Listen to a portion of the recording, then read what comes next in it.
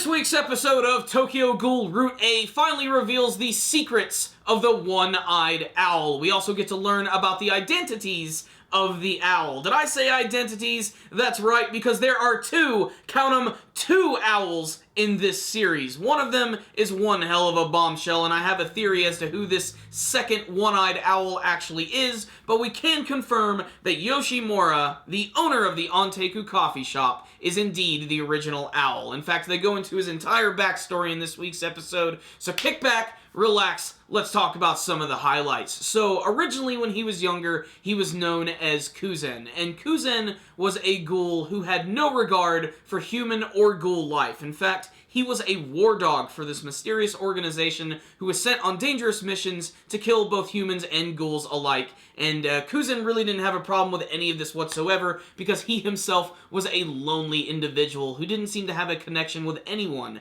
That is until he met Ukina. Now, Ukina is going to be his future wife and lover, and the mother of his child. Now, this is where things start to get a little interesting, because at first they had complications with having a child, and finally they did. And their child is half ghoul. You can see that because she actually has one regular eye, she has scruffy green hair.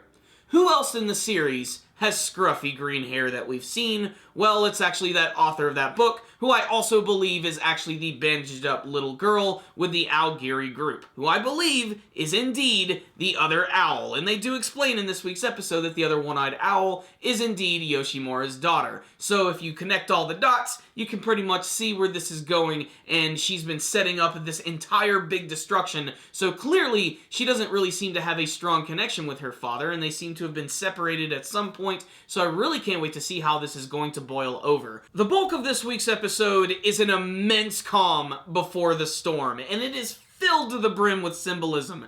The gentle snow slowly accumulating, Toka and her friend discussing their futures, the Onteku coffee shop being uncharacteristically busier than usual, Yomo showing up who's getting ready to take both Hinami and Toka away is just a great signal that shit about to go down. And it's going to get crazy from this part on. And then we also have the other investigators who are going in and getting permission to perform this massive raid on the Onteku shop. Things about to get real, guys. It's going to get crazy. So what's the rundown on this week's episode of Tokyo Ghoul Route A? This was a pretty interesting episode because the last couple have almost seemed like they've been setting it up for something big, and this is still kind of a setup right here. But I love that we finally got the backstory on the owl and the fact that there are two of them, and I really can't wait to learn why Kuzen or Yoshimura's daughter really has it out for him. It might have to be to do with some abandonment issues. It might have to do with the fact that maybe she was the very first of her kind. She might have been like the very first half human, half ghoul. I'm not really sure where they're going with that because they haven't really even explained, I don't even think, how long the ghouls have even existed, how long they've existed within the confines of this universe. Despite that, this week's episode was exciting, and I really was just shocked at how long the intro actually went on for. A good, solid 7 minutes before the intro even decided to roll. But frankly, I was okay with it because I was completely absorbed in the backstory of Kuzen. I thought that was really interesting. I mean, it was obvious it was him from the beginning. You could obviously see he was talking about his backstory. He looked like a younger version of himself. Even his Kagane looked identical. And I just can't wait to learn a little bit more about why him and his daughter seem to have it out for each other. There's still another big part of this story that we still haven't learned quite yet. And I'm really interested to see why she decided to take on the mantle of the owl as well. And like I said, I believe she is that one crazy, weird, green-haired character that we saw from the previous episodes. And, obviously everything is going to be connected at that point. But this was another surprising episode because Kaneki, again, is, not a central part of it, For being the main character of his series, he's barely in it at all. And maybe that's either genius writing or it's just a really bad idea. I really hope it pays off eventually because I can't wait to learn a little bit more about why he's doing what he's doing. Obviously, that story could be a clue as to why he joined Aogiri Group. Maybe it's just reaffirming why he's doing what he's doing, but they're not revealing anything quite yet.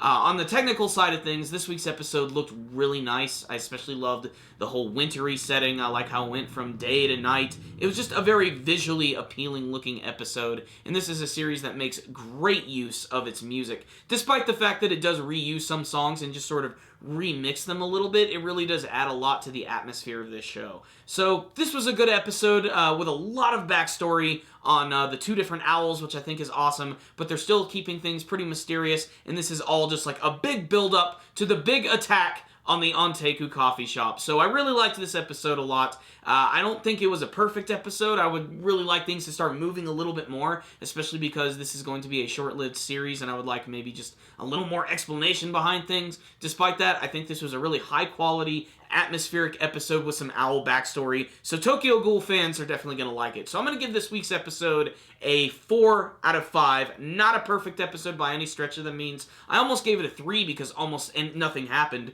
but just the atmosphere and getting to learn about the owl in this week's episode was really important to me, and that's what made me really enjoy it. So 4 out of 5. Check it out, guys. Awesome stuff. Thank you guys for watching my review. If you like this video, please give it a thumbs up and like the video, and please tell me what you thought about this week's episode of Tokyo Ghoul Route A. Are your minds blown at the identity of the owl, or have you just been reading the manga version the entire time and this doesn't surprise you whatsoever? And are you excited for the rest of Tokyo Ghoul Route A? Remember, guys, you can subscribe to our channel, and you can also follow us on social media like Facebook and on Twitter, and you should also check out our brand new video podcast series, The Powerful Nerdcast. The latest episode will be in the description box below and at the very end of this video. Thank you guys for watching. Super Kami Guru 9000 out.